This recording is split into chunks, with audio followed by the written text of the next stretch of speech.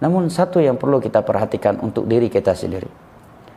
Setelah kita belajar ilmu agama sekian lama dan kepada sekian guru, apakah kita mendapati diri kita lebih berilmu, lebih takut kepada Allah Jalla wa'ala, lebih bertakwa kepadanya, lebih semangat beribadah kepadanya ketimbang sebelumnya?